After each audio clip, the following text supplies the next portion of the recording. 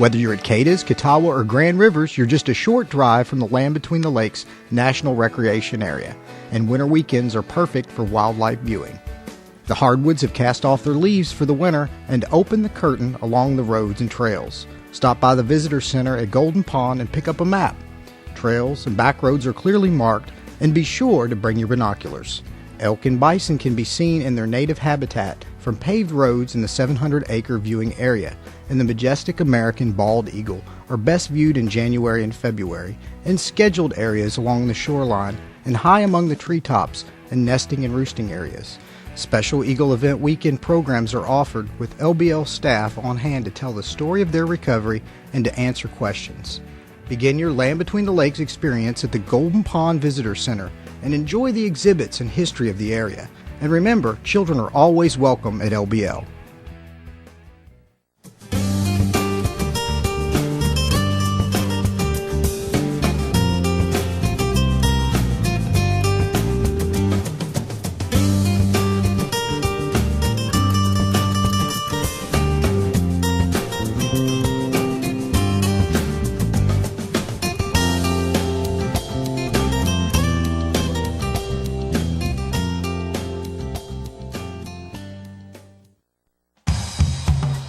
Something's happening in Grand Rivers, Kentucky. There's a new show in town. Variety, music, memories, and more. The new musical review everyone's talking about. We're gonna rock this town, rock it inside out. Variety, music, memories, and more. Rock this town. The great entertainment that made Branson, Missouri famous is now playing in Grand Rivers. Tickets to Variety are on sale now. Go online at grandriversvariety.com or call 1-888-362-4223.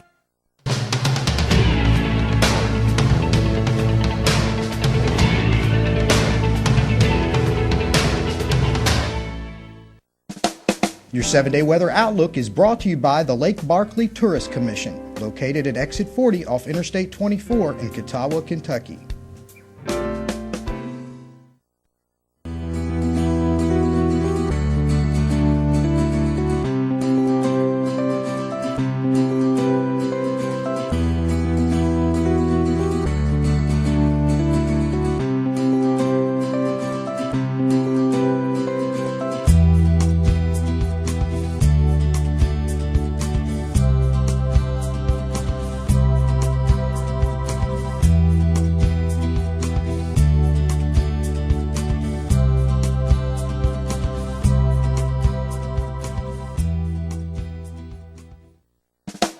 Your 7-day weather outlook is brought to you by the Lake Barkley Tourist Commission, located at Exit 40 off Interstate 24 in Catawba, Kentucky.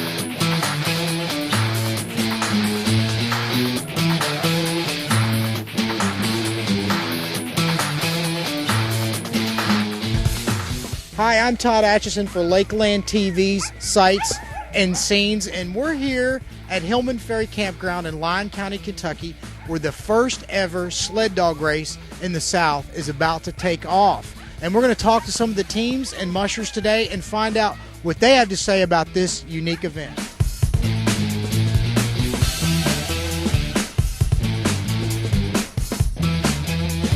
I've been working with the dogs in this fashion since about 1993.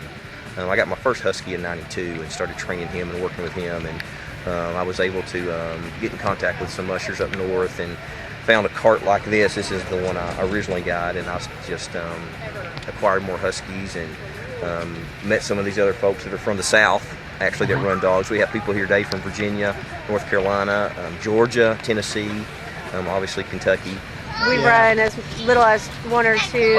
I'll be running the 4 dog today with the 2 puppies in the end for get them some training. All right, now there's no snow required for this particular type of mushing. That's because it's called dry land mushing, and what they do is they use a cart like this with wheels on it.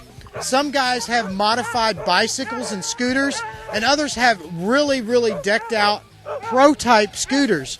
And the basic idea here is obviously to have these dogs be able to pull them on dry land where normally they would have snow. Bill, can you talk a little bit about the difference between a hard course, this hard surface, and maybe, using actual sleds to race?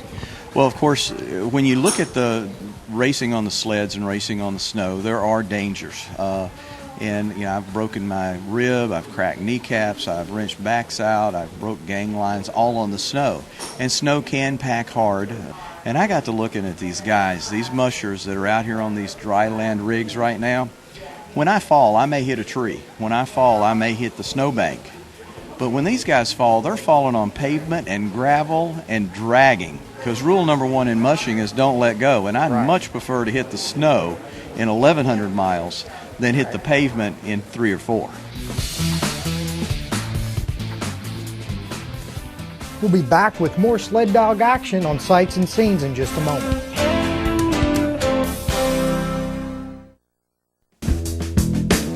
You're watching Lakeland TV, your one-stop station for lake information.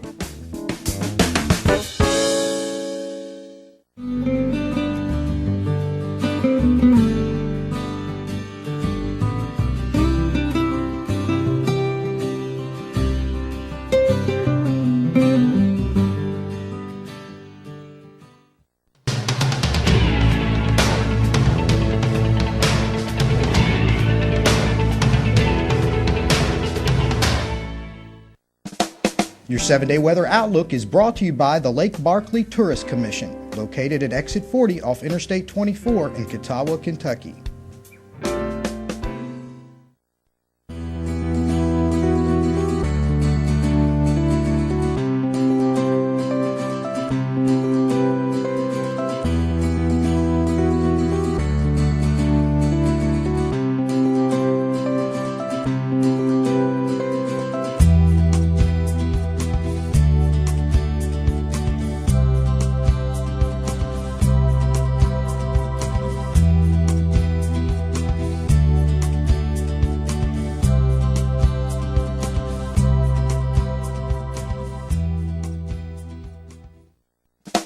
Your 7-day weather outlook is brought to you by the Lake Barkley Tourist Commission, located at Exit 40 off Interstate 24 in Catawba, Kentucky.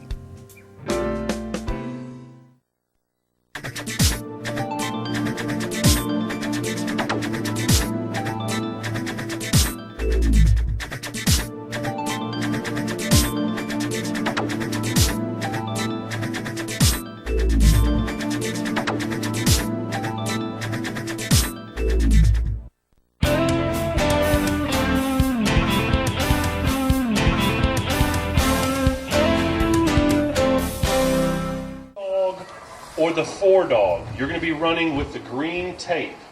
You're looking for the green tape, and they'll tell you which way to go. It's going to be green tape, okay? And everybody else, I'll tell them as they come up. The 2 and the 4, there is only one hazard that's not obvious. I want to make sure everybody knows what that hazard is.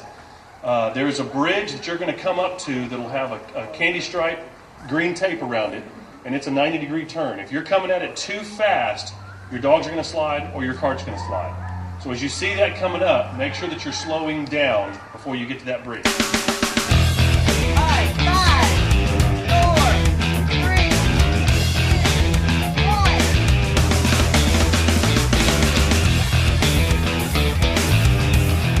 As you can see, our cart here, it's wheels. There's no sled, you know, it's not because we don't get any snow, except maybe a little bit tomorrow. But snow really just gets in our way here. As we know, in western Kentucky, when it does snow, it's just a big sloppy mess. And we prefer the dry land, what we call dry land, even though that's kind of an oxymoron today because it's wet today. But we have a big time getting the dogs out, exercising. You know, the thing about these Huskies is you can't really walk them on a leash and them that do any good for them. 4 minutes. Good job. Now the neat thing about this particular what they call dry land mushing is no snow required. We had a little bit of rain today, no snow, but these dogs are really moving.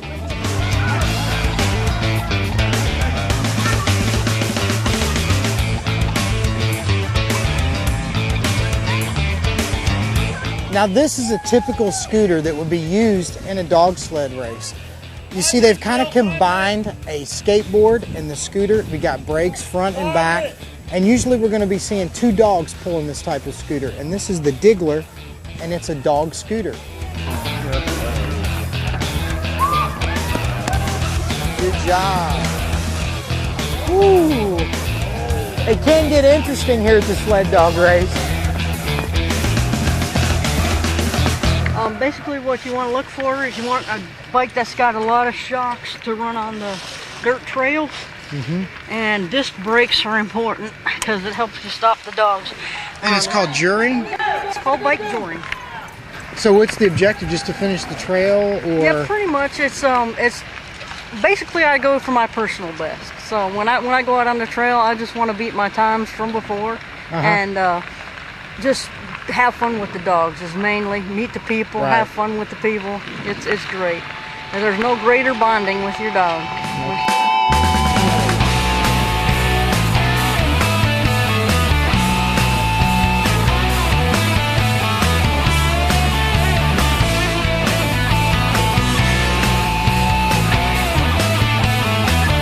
We are at the start of the 4-dog heat now.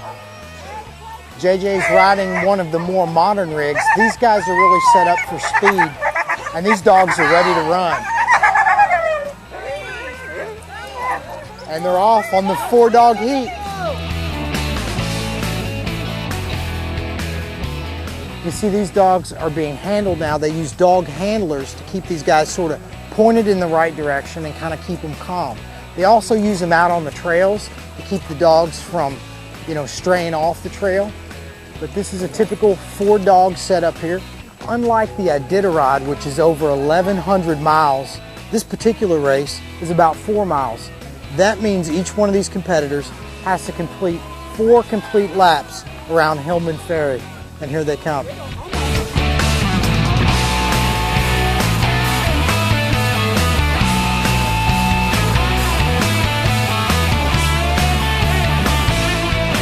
What an incredible day of mushing action we've had here at Hillman Ferry in Lyon County. Got another competitor finishing up here, and that's going to do it for us as well. From Lakeland to you, I'm Todd Atchison saying so long.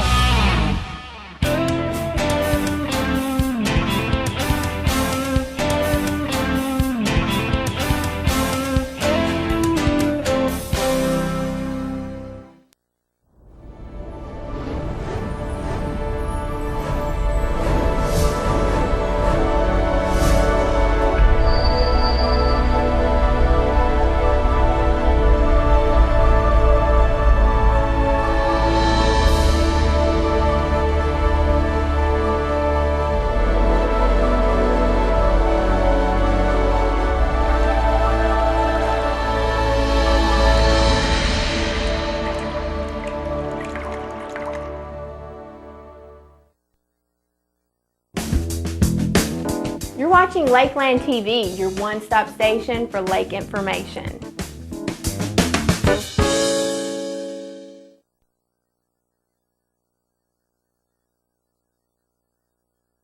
Your